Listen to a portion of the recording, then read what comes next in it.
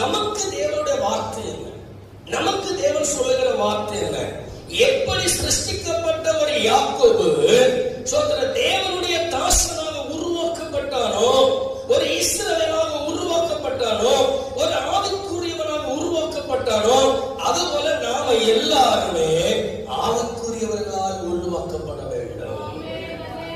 சபை எதுக்கு தெரியுமா? சபை கூடுதல் எதுக்கு? சபையில தேவ செய்தி எதுக்கு? சபையில ஜெபங்கள் எதற்கு? சபையில ஊழியம் எதற்கு? சபையினுடைய நோக்கம் என்ன தெரியுமா? மாம்சீக குணமுடைய ஒரு மனிதனை, ஜென்ம சுபாவமுடைய ஒரு மனிதனை ஆவிக்குரியவனை மாற்றுகிற இடம் தான் தேவனுடைய சபை. தேவ சபையில செய்தி எதற்கு?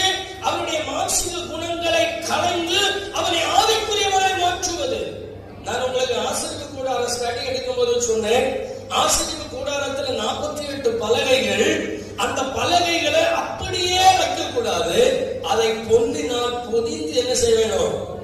அந்த கூடாரத்துக்குள்ள வைக்க வேண்டும். அல்லேலூயா. அப்ப நான் சொன்னேன், அந்த சீத்தி மரம் என்பது ஜென்ம குணம், அந்த பொன் கவரிங் என்பது ஆவிக்குரிய குணம். அல்லேலூயா. இப்ப ஸ்தோத்திரம். நீங்க என்ன சொன்ன? ஆண்டவரை நோக்கி ஜெபம். ஆண்டவரே, நம்ம எல்லாருமே ஜென்ம சுபாவமான மனுஷன் தான். நம்ம எல்லாருக்குமே என்ன இருக்கிறது? ஜென்ம சுபாவம் இருக்கு. இருக்கா இல்லையா? சிலரு ஆண்டவருக்குள்ள வந்துதான் சொல்ல அடக்க ஒடுக்கமா இருக்கிறாங்க. கர்த்தருக்குள்ள வரலன்னா பெரிய பெரிய ரவுடிகளா இருப்பாங்க.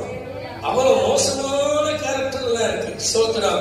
கர்த்தர் நம்மை ரட்சித்து நம்ம ஆவிக்குரிய பிள்ளைகளை உருவாக்கி கொண்டே இருக்கின்றார். அல்லேலூயா.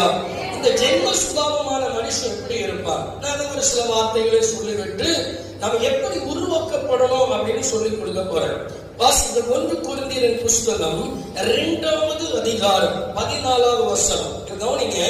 நீங்கள் இப்பொழுது ஜென்ம சுபாவமான மனிதனா இல்லை உருவாக்கப்பட்ட ஆவிக்குரிய மனிதனா? உங்களை நீங்களே அனலைஸ் பண்ணி பார்க்கணும்.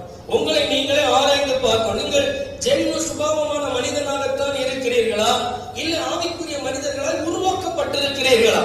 சோதர வசனத்தை கேட்டு ஆமே நல்ல சொல்லிட்டு போறதல்ல. நாம் ஆவிக்குரியவர்களால் உருவாக்கப்படுவதற்கு நம்மை தேவ சமூகத்தில் ஒப்புக் கொடுக்க வேண்டும். 1 கொரிந்தியரின் புஸ்தகம் 2வது அதிகாரம் அதனுடைய 14வது வசனத்தை நிறுத்தி வாசிங்கள். ஜென்ம சுபாவமான மனுஷனோ தேவ